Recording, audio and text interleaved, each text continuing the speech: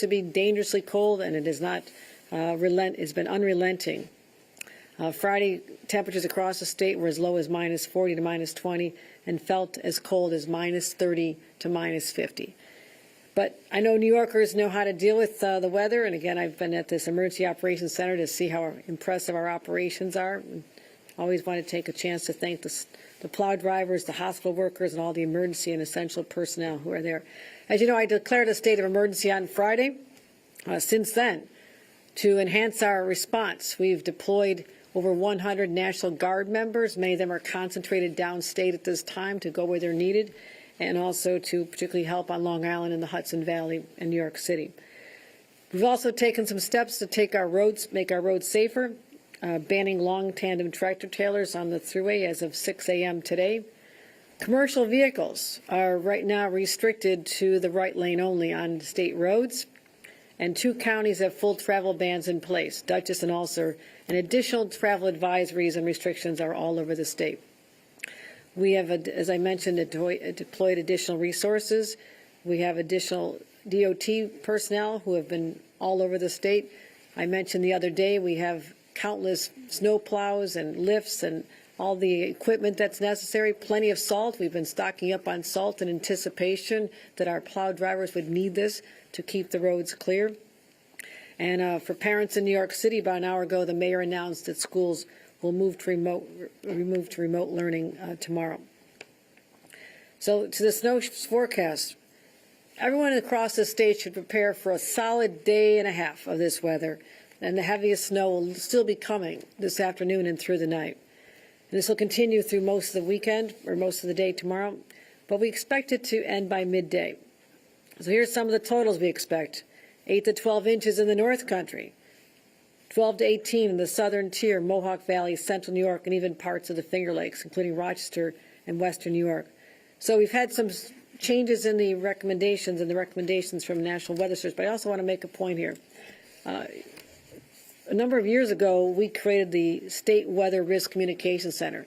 This is the first in the nation state-of-the-art facility, which I've toured many times, that gives us daily weather briefs. And they're willing to go out and forecast across the state snowfalls and temperatures even out through the next weekend, which is further than the National Weather Service does at this time. What that means is we have earlier information about longer-term impacts that we can prepare for, deploy the resources, the personnel, the equipment. So I find this, once again, to be critically important in our response and our preparations and our response to storms like this. So we're continuing to see a lot of snow, about 1 to 2 inches an hour in New York City and the Long Island area. They're expecting, as I said, up to 8 to 12 inches of snow, which is something that's more challenging to handle in that area than other parts of our state. We're also transitioning to sleet tonight. Sleet is dangerous. Sleet can also create icy, hazardous conditions on the roads and sidewalks. And we've not seen, New York City, as I mentioned, is going to see a foot of snow. We've not had that level of snow since 2021, so it's been a number of years. The good news for us, and the only good news, is that the winds will not be a major factor here. This is often what we worry the most about, is power lines coming down, the wind having squalls on the thruway, and the visibility goes to zero, and you have the multi-vehicle collisions. We're not expecting that, but there could be isolated squalls in certain areas, so we're still not out of the woods on that, but it's not going to be a statewide high wind event either. There are parts of Long Island and New York City that could gust up to 30, 35 miles an hour, so this is a factor as well. We're not expecting widespread power outages, as I mentioned, but that being said, it's always better to be prepared in advance, and we have 5,500 linemen and women ready to restore power if necessary. And Con Ed has brought in mutual additional assistance as well. So what about traveling, those who are going to be on the roads? Number one, if you can be off the roads, that is the best advice. Stay off the roads. They're going to be slick, icy, snow-covered. And if you can stay home with these extremely cold temperatures and hazardous roads, you and your family will be much, much safer. So tomorrow's commute for those who are working. We encourage other employers to allow their workers, if possible, to work remotely. We know there's many who cannot. And again, I thank our nurses and hospital personnel and medical personnel across the state who know they have to be out there, our first responders and others. But if you can avoid travel, we'd want to have that happen as well, as much as possible. As I mentioned, state employees are working remotely on Monday. So we also want to make sure the plows can get through. Commissioner Dominguez knows this, and I've been a passenger in a plow, and the biggest concern they have is their own visibility and making sure that they can do their jobs without worrying about the other vehicles around them. So do this to help not just yourself stay safe on the roads, but also our plow drivers.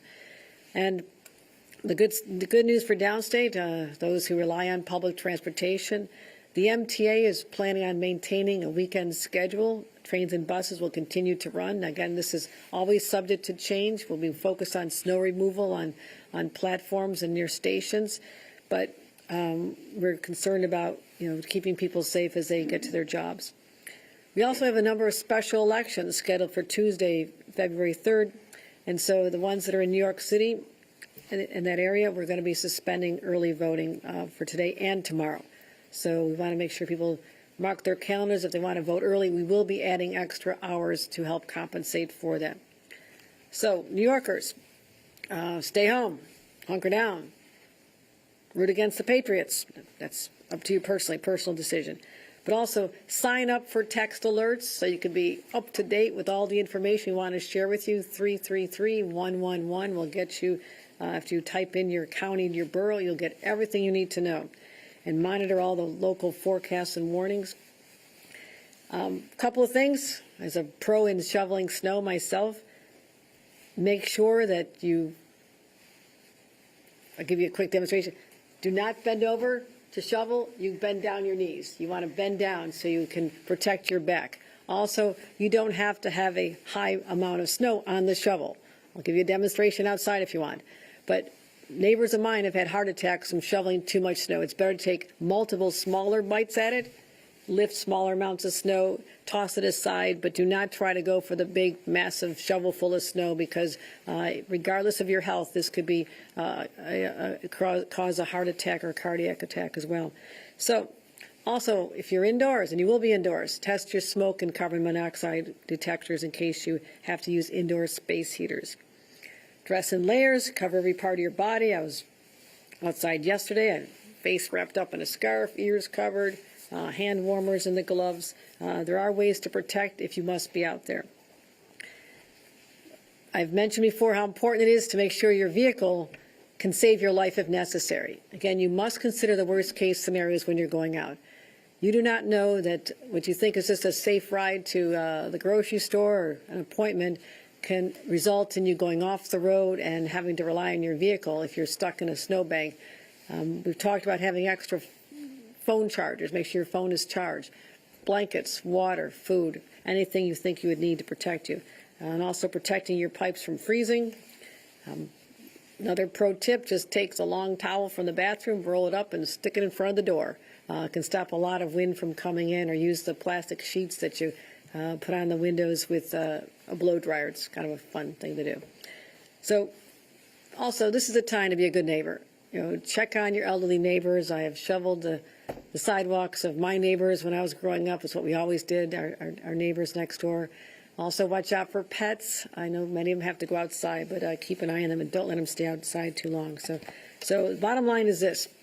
We're not through it. This is sort of the beginning. We've been talking about this for days. Different parts of our state are being affected differently at different times, but this is a statewide event. It is unrelenting. We don't expect any relief from this forecast at this time.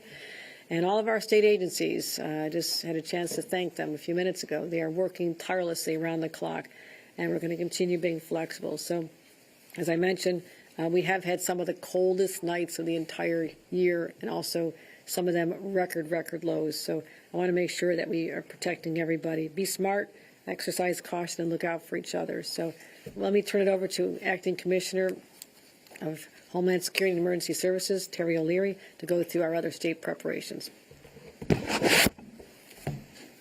Thank you, Governor. And Governor, I'd like to say thank you very much for coming to the EOC today to see the staff. What you see today in the EOC is the nerve center of the state's response to any crisis or emergency.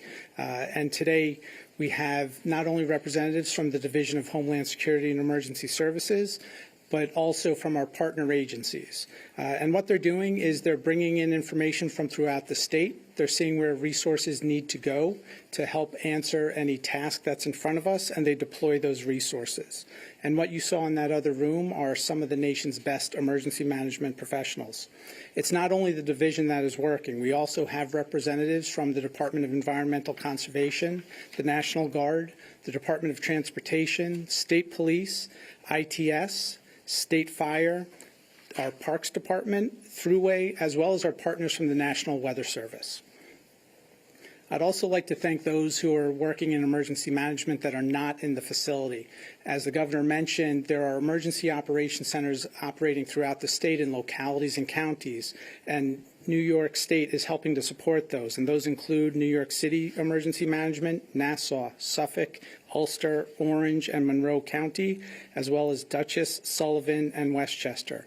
And we also have staff working with Buffalo as well. The governor told you about the weather, what we're seeing. It's important to note that we will see a change in New York City and on Long Island, where it will switch over from snow to freezing rain and ice this afternoon, and that will last through around midnight when it will switch back to snow. This will make for dangerous travel. Thankfully, though, we are forecasting very low amounts of ice accumulation. We do not expect power outages and downed power lines.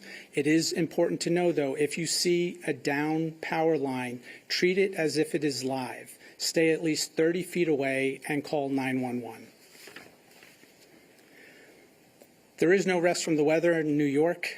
Immediately after this snowstorm, we are going to see a lake effect storm come in, and thanks to our friends at the Nice Work, they have forecasted that we will see snow bands setting up both off of Ontario County as well as Ontario as well as Lake Erie.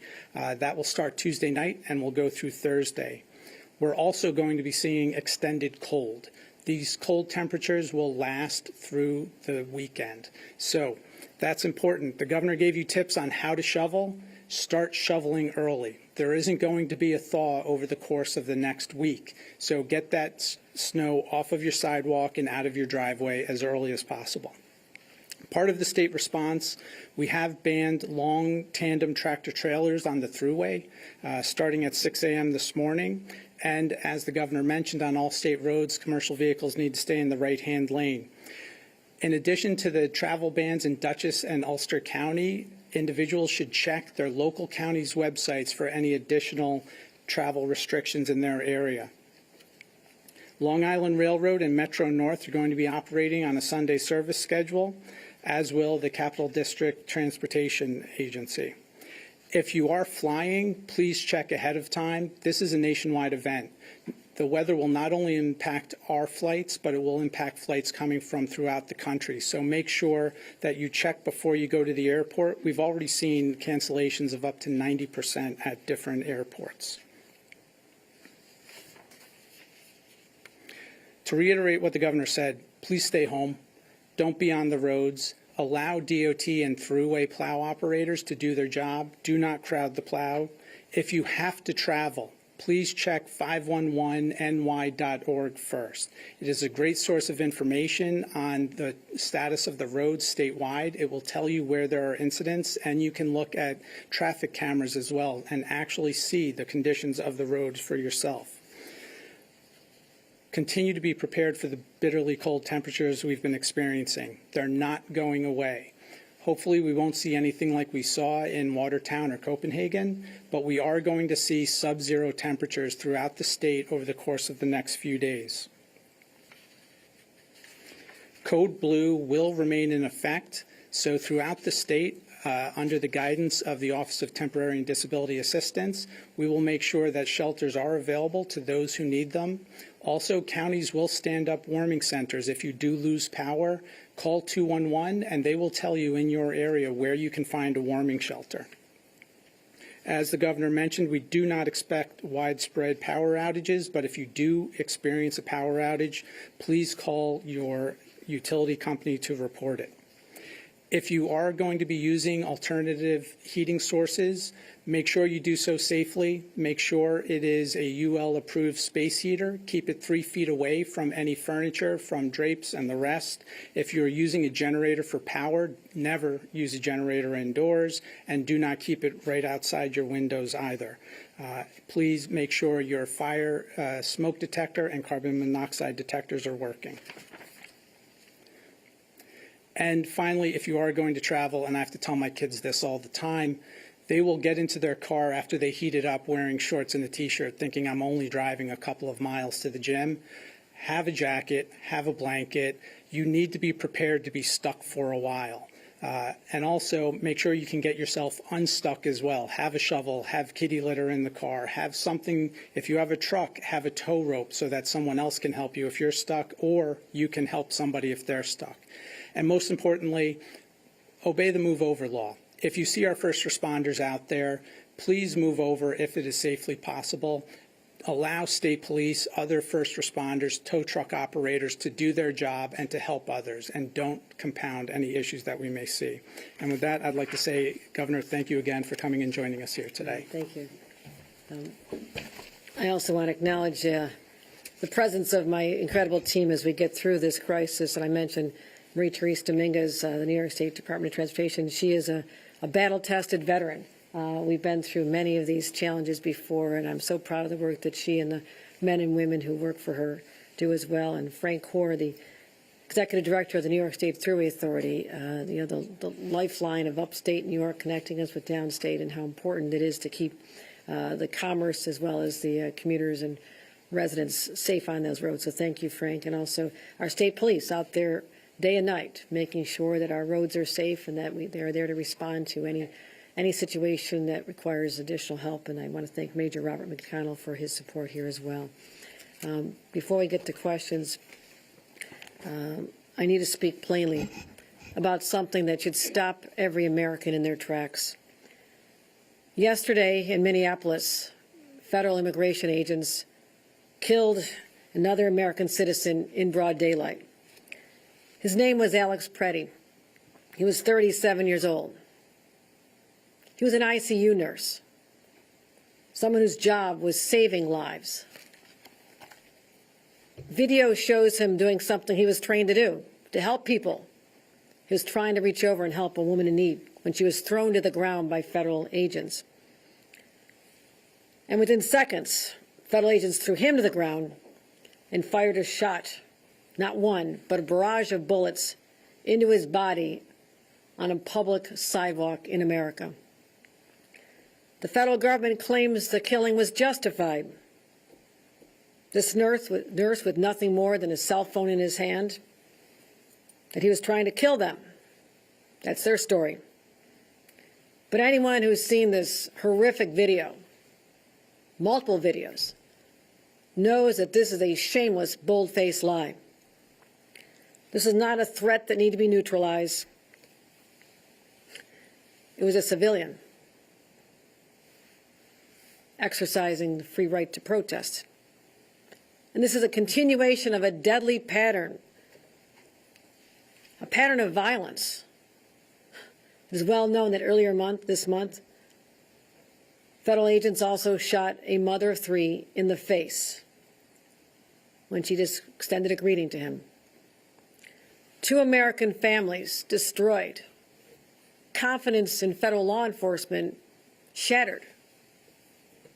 At the same time, ICE agents are arresting children. A 5-year-old returning from preschool, using them as bait. A 2-year-old taken on the way home from a grocery store with her dad. Now we have children caught up in armed engagement, scooped off the street by masked men, while our federal leaders feed the false narratives instead of taking responsibility. But videos don't lie. And don't stop believing what your eyes tell you. Their cruelty, these incidences, what is going on and unfolding in the streets of America today, shocks the conscience of every human being with a heart.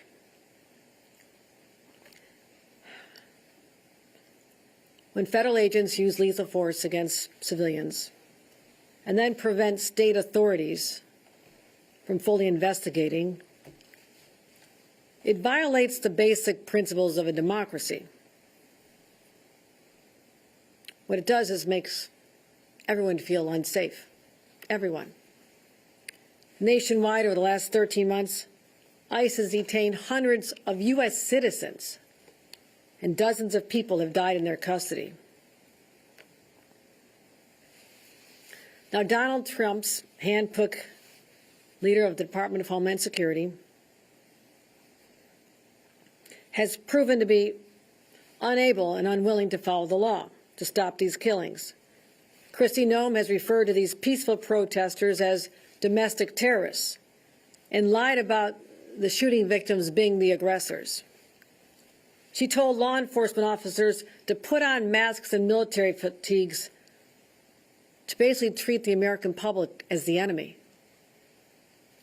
She has shown a profound disregard for human life and created a culture where people feel unrestrained in how they're handling encounters with the people in this country. Kristi Noem has forfeited her right to lead, and I'm calling on her to resign as Secretary of Homeland Security, or Donald Trump to do the right thing and just fire her. And if not, she must be removed or impeached. And Gregory Bovino, who has helped lead and defend and escalate these operations, should also be fired.